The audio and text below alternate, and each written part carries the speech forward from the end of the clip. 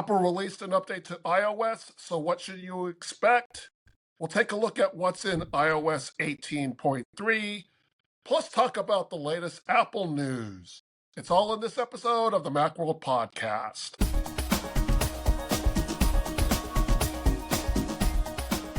Welcome to the Macworld Podcast. I'm Roman Loyola, here with Jason Cross. Good morning. And Michael Simon. Hello, sir.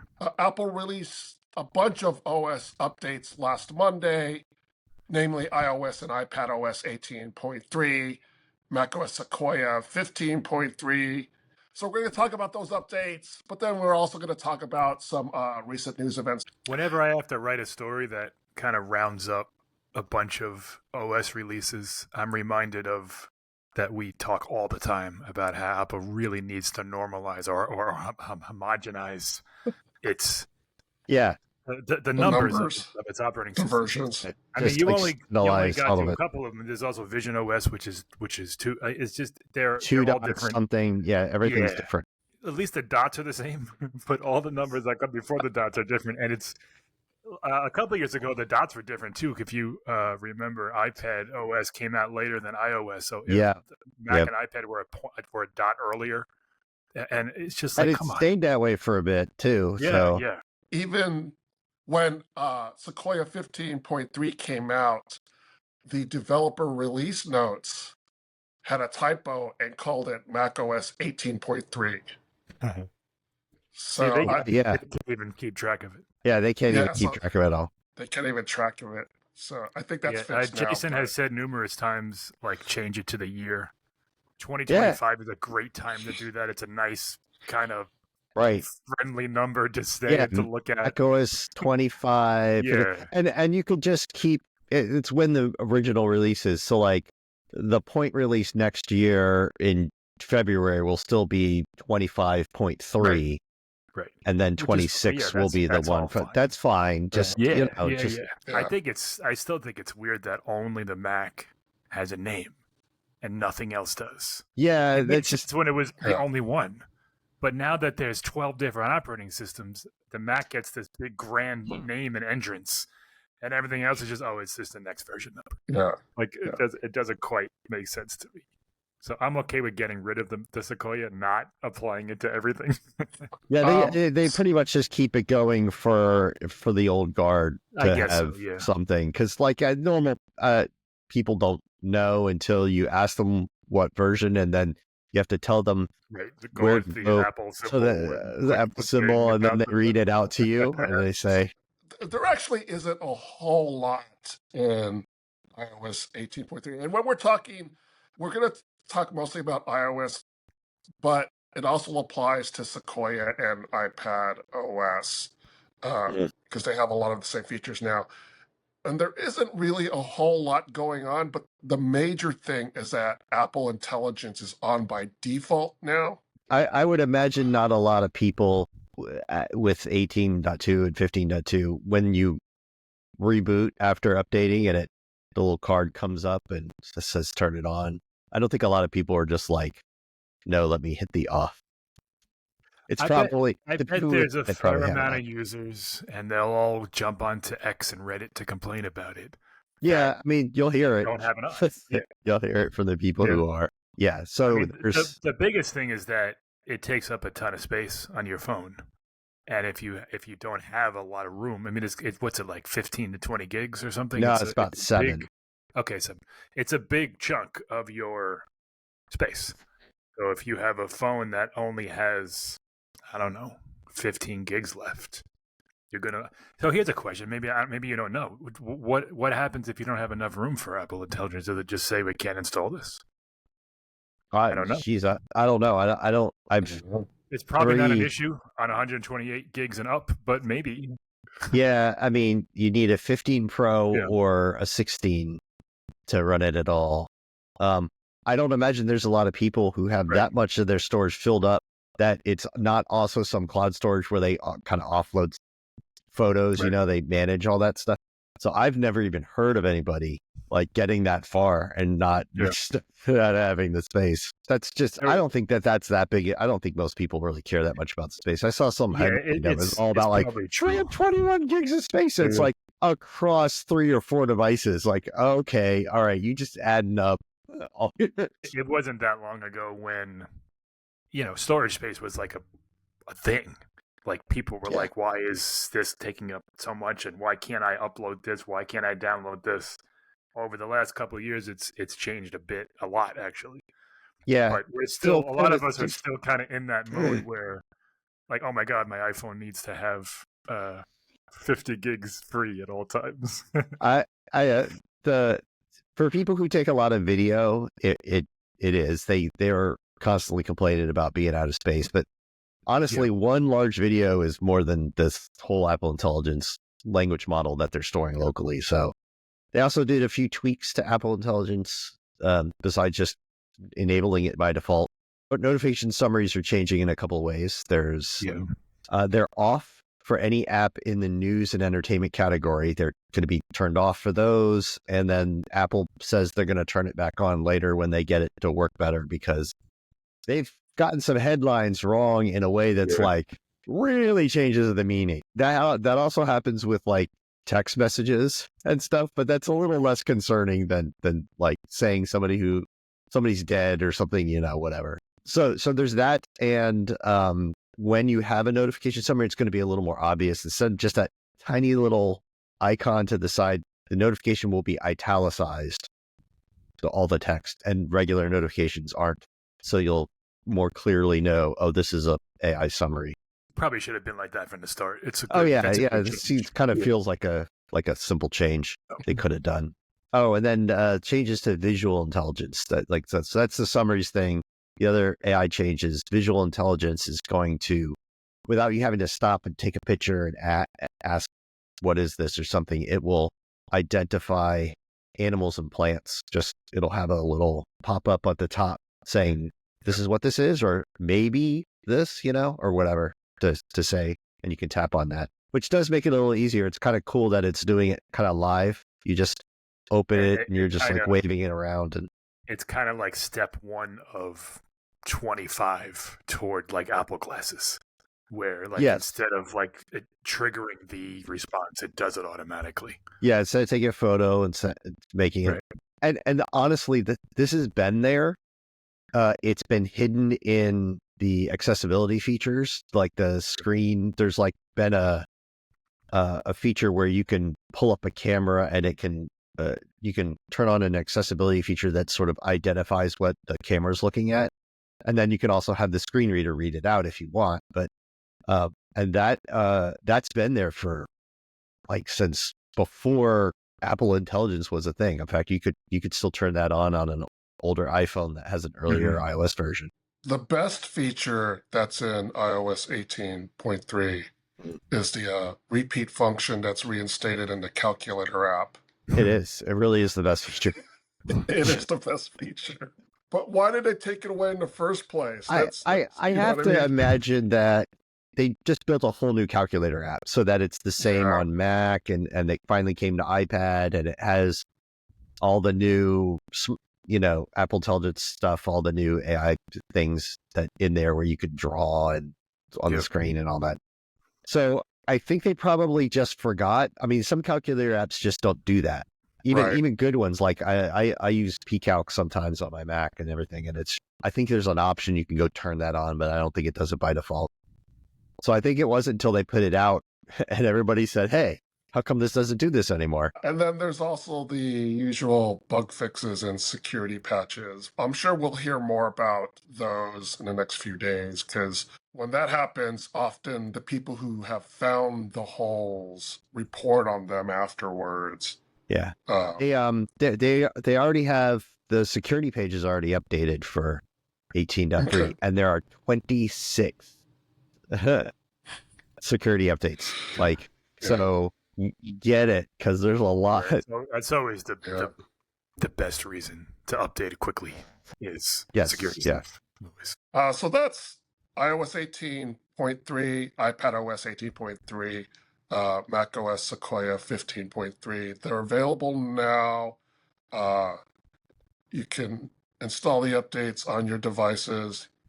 We always advise you to back up your device first. There's one user on Reddit who found out the value of a Mac backup when his MacBook Pro was basically destroyed during a car accident. Yeah, And it he was also it was found mangled. out, yeah, it was mangled. It like a good quarter of it was Right. basically bent at a 45-degree like angle. Yeah. Yeah. My guess is it Yeah. was on his front seat, and when it got crushed, it kind of came Right. something like that. Yeah. But yeah, it was a mess. He got in But- a car accident and demolished his MacBook. Yeah. And he had Apple Care, Right. but he found It's out supposed to that fix it for Apple Care will cover $300 it. or $200, Yeah. whatever the deductible for an accident that's not the display. I think it's $299, where they're supposed to fix any accidental damage. Right. Like that's the what you sign up for. But there's limits apparently, and Apple's like, no, we're not going to replace it. They looked at it and said, we won't.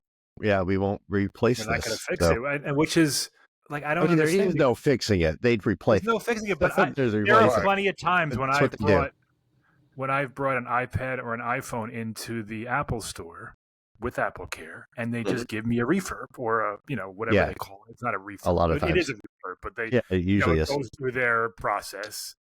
So why not with a MacBook Pro? What's the difference? And when David wrote the story, he looked at the terms and conditions, and there didn't seem to be anything that would preclude them from fixing a laptop damaged in this way. There's always that clause where if you purposefully try to mess with it, like you're on the last day of your Apple Care and you just take a hammer to your MacBook because you want a new one. Like, I get that. I get it. But in this case, the guy, so he did admit in the Reddit post that he was at fault. I have to assume he didn't admit that to the Apple people. But even if he had, that shouldn't matter. Like they're not like a judge. Like they shouldn't be able to make a judgment call like that. Well, we have one side of the story, and we don't know how if we're getting the whole story or the unvarnished story.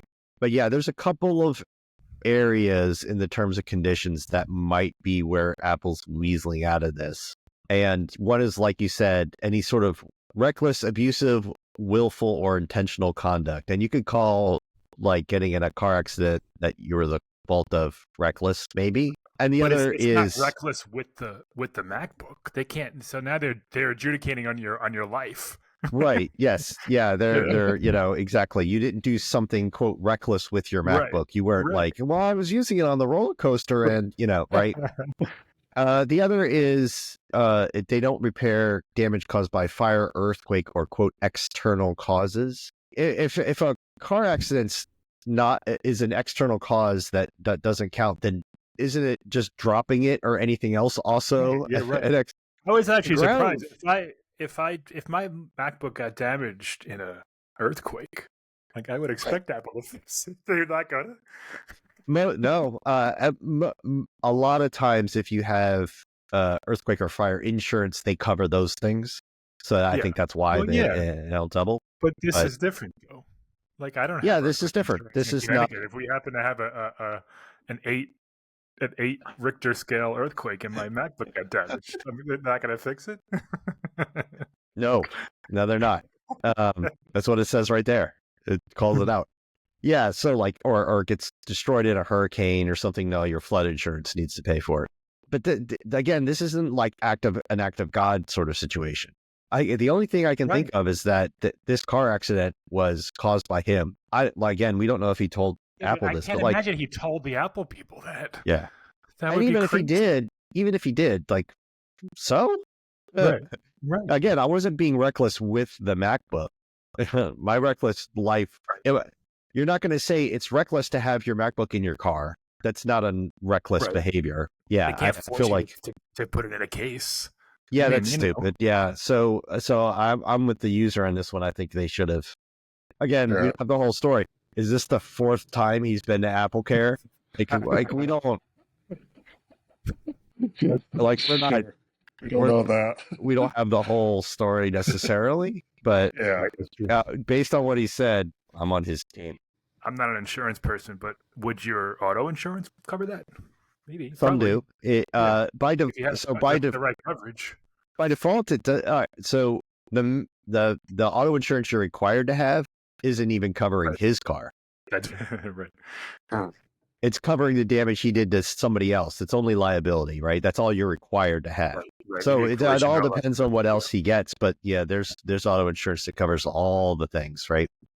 Medical expenses, all the kinds that you could do. So it depends. If I was this guy, I'd check my auto insurance.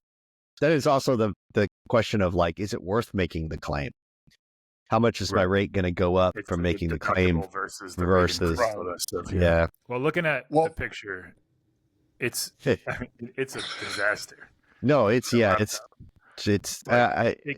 got severely crushed, and I wish there was I wish he would have filmed himself going into the Apple store with this thing, like one of those TikTok shows. Just to see the look on the face of the guy, like what on earth did you do?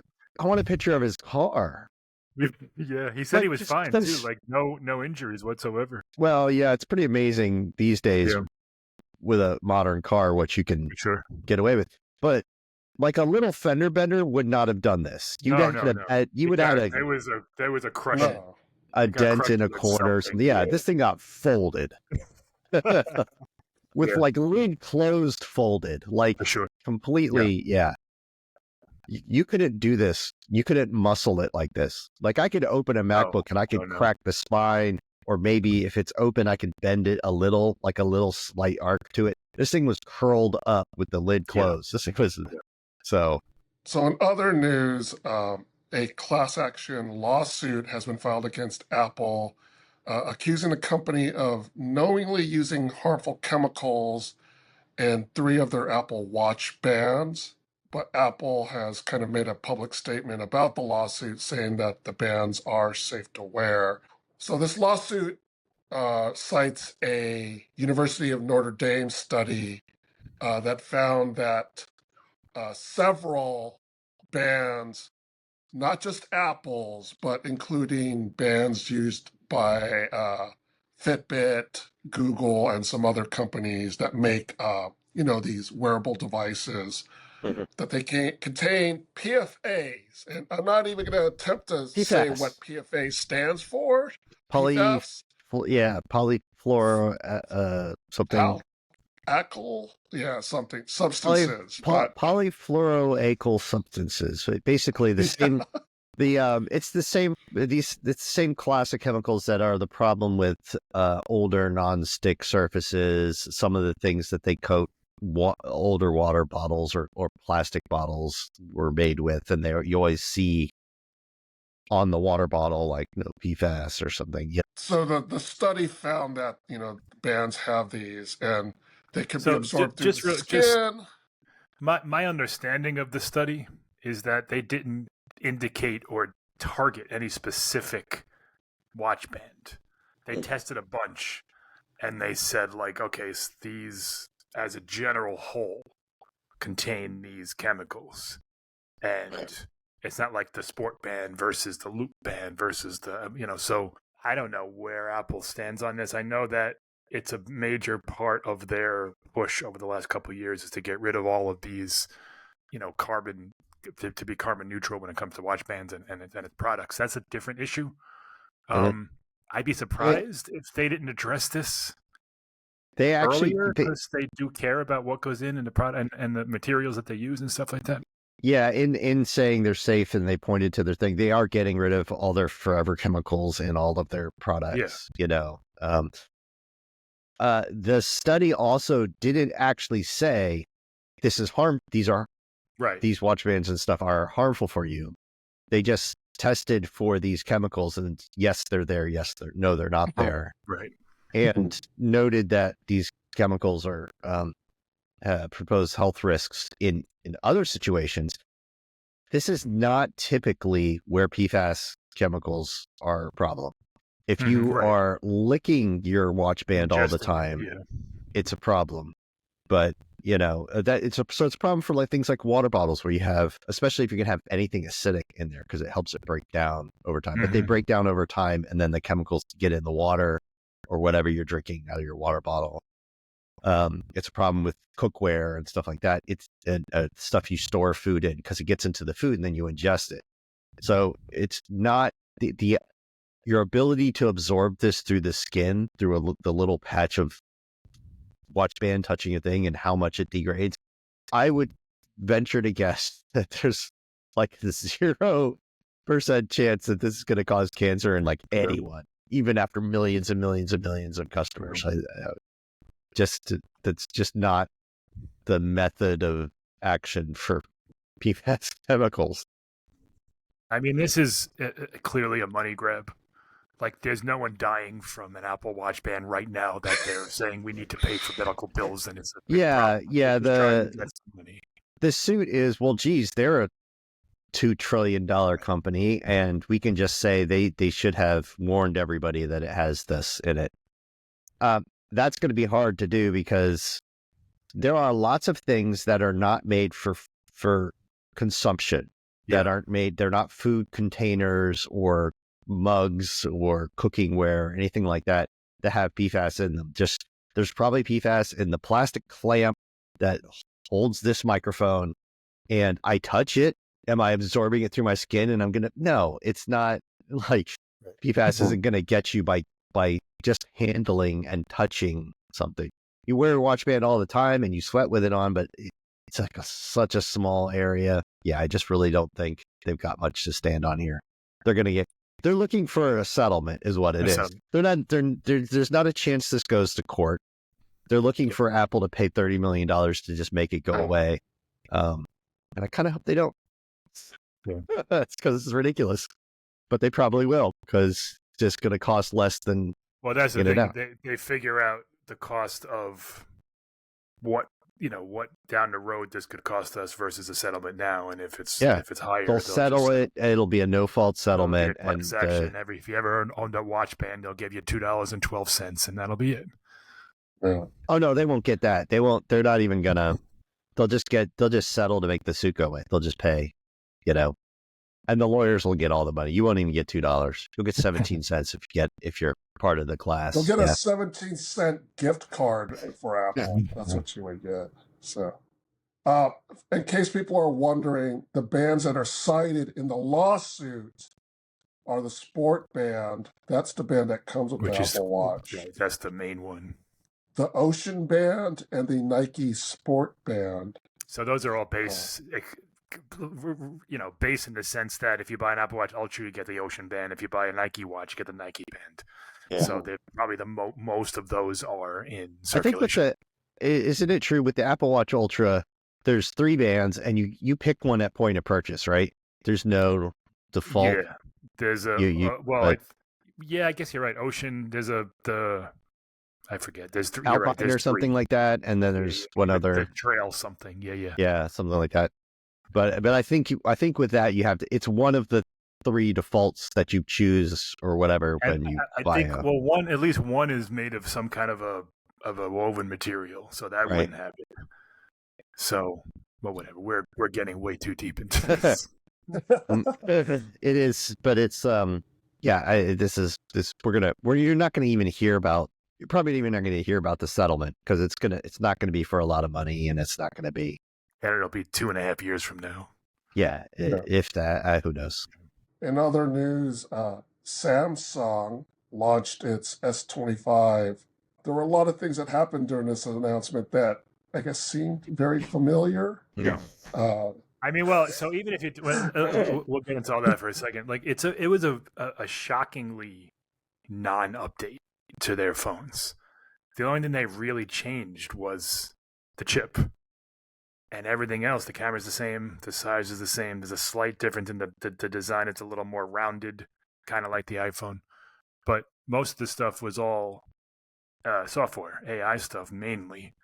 And as Roman will talk about in this, I'm assuming you have a list in front of you, but it was very, very much derivative of Apple Intelligence's main features that we've seen so far.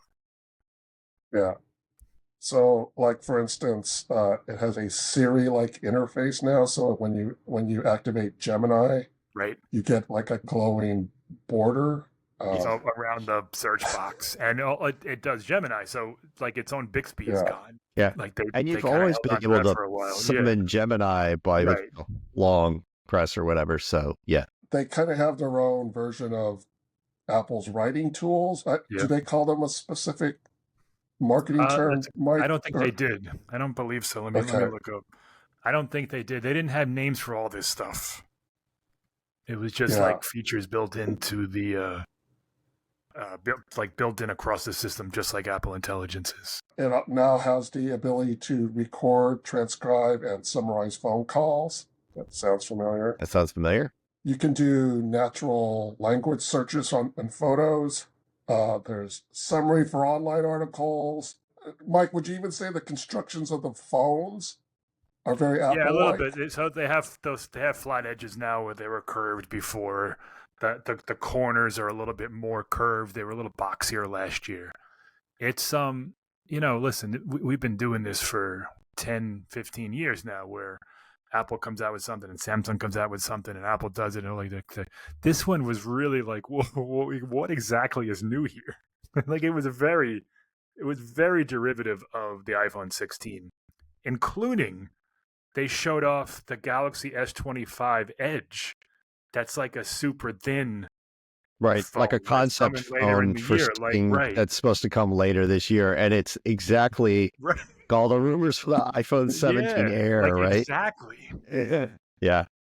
So I think like everyone appears to be kind of running out of ideas, but it's like you could try to do something that's a little original. To me, the most frustrating thing about this is so it seems like they were like there's no way they just thought of this a couple of years ago and have been working on the exact things for a couple of years. It's like they watched WWDC and said, "Oh, we need that, we need that, we need that." Right. Exactly. And nobody stopped to say like, "But is any of this good? Does anybody want this?" Because that's kind of been the problem with Apple Intelligence, is that people so far what it has offered people isn't great, and most people are just kind of like, "Well, how do I turn this off? This doesn't help me." The thin phone, you're talking about reaction to rumors. It's not even a prototype. It's like a slab of metal with two honking cameras sticking out the back, and that's it. Yeah, it's like a concept phone or something. Right. It's not even a phone. It's a concept design because it's not working. Like it's just a piece of metal that they showed off of a phone that doesn't even really look like it's that thin. It's hard to tell from the pictures, and they didn't release any dimensions. But it doesn't look much thinner than the S25 is now, which is about, I don't have the numbers in front of me, but it's between 7 and 8 millimeters. Like I expect the 17 Air, when Apple releases it, to look like the iPad Pro. Like, oh my goodness, like that is so thin. I need to go see that in person. Yeah, I mean, a USB-C port, especially that has to go, especially that has to go under a screen, and not snap the metal around it if you bend it a little, if you put any pressure on it. That kind of limits you, right? So I don't expect it to be, if it's less than 6 millimeters, it's going to be like 5.9 millimeters or something. But I expect something maybe a little north of 6 millimeters. But it's going to be that kind of thing where you look at it as a whole, the whole thing, you go like, oh, that's a really thin phone. Wow, what a thin phone. And when you hold it, it's going to be like, oh, wow, okay. So thin. Kind of the cherry on top, Samsung also showed off their VR headset. Right. Yeah, I mean, it's literally like a cut rate Vision Pro. MK, well, I always forget his initials. MKBHD. Marquez Brownlee. Yeah. He got like a hands-on with it, and oh my lord, it's crazy how much like Vision Pro it is. So first of all, Android XR, which is Google's thing, is already very Vision Pro-y with the way the interface goes. Some transparency, circular icons, and Samsung's thing is like, it's literally like if you went to like Temu and bought like a Vision Pro. Yeah, it's so much like it's that we have Vision Pro at home kind of thing, right? It's It's like Vision Pro, but you take the screen off the front that shows your eyes. Right. They call eyesight, and just instead it's just the light textures thing and stuff. is a little bit more bulbous than Apple's is. Yeah, the strap is a little cheaper. The way it's the a very it even has the external battery similar pack with the shape is pretty much the same. Like it's like if you walked around with that on, people would think you have a Vision Pro on. For sure, there's no question about it. Yeah. And it's clear that whatever they were working on before Apple shut off the Vision Pro was scrapped, and they just started over. I mean, there's no way they accidentally came up with the exact same design as a Vision Pro. Like, listen, like I understand. Like yes, I work for Macworld, but I also understand that things are derivative of each other. The Vision Pro, the Meta Quest. This is like a flat carbon copy. Yeah. Just to kind of wrap everything up, in the U.S., President Trump has announced a plan for imposing tariffs on chips, as much as 100%, I believe, of the tariffs. Yeah, he said 25, 50, 100. I mean, it was like a stream. He just threw numbers out there like he does. Basically, I don't know which one. Yeah, there's no executive order yet. There's nothing like that. He said he's plans to do it, and he said they're not going to want to pay a 25, 50, or even 100% tax. He's still claiming that Taiwan would pay this tax. Taiwan would pay is not how tariffs work. Right. You, dear consumer, would pay this tax. That is Apple and Google and everyone else. Right. Whoever buys the chip gets the tariff and passes it along to you, and then you pay both the cost of the tariff and you pay sales tax to your state on that value as well. So it's actually even worse for you. Yeah, we're not a political podcast. This is a play. You come out here and you say you're going to do this so that you get something from them in order some leverage to avoid, so that they'll avoid this tariff. He's like, I'll do it. I'm crazy. So if it goes through and it happens, this will have a serious impact on the cost of all your Apple things. Everything. Yeah, everything. So that's true. And that's everything. Well, so the TSMC plant that is here in the United States, Arizona. Wisconsin, is it? Arizona. It's in Arizona. Yeah, Arizona. They are testing making some of the simpler chips, the Apple Watch chips. Those go in HomePods minis as well. Nothing that would go in your latest iPhones, your Apple TVs, no M1 chips, nothing that big. There's a chance that some Apple chips could be made here, not just the watch. As recently as 2 weeks ago, it was reported that they were in like the final testing stages for getting that plant up and running. So, listen, this isn't going to go into effect tomorrow. It would take months of wrangling, and you can't just do it. So most likely by the time that happens, there will be at least some chips made here, and also give Apple a way to kind of, I don't know if they could just move some production over here. I don't really know how it works. I don't really think they can. Part of the problem is it's the chips that are that advanced to go like the 18 and stuff like that can't be made here yet. And the other is that it's not just that chip; it's all the other parts of everything and how it goes. So they can't just move it here. It would take years, right? There's also the chance that, hey, we've seen a lot of tech leaders, including Tim Cook, cozying up to Trump because they know he can. If he does something like this, they want to be exempted, and Trump has exempted people from tariffs in the past. So, this isn't a new thing. He threatened this while he was campaigning. It's new that he's president now and said it. That's the news. That previously it was a campaign promise or a campaign, rhetoric. So it's worth understanding that if that were to happen, your phone would probably go up $50.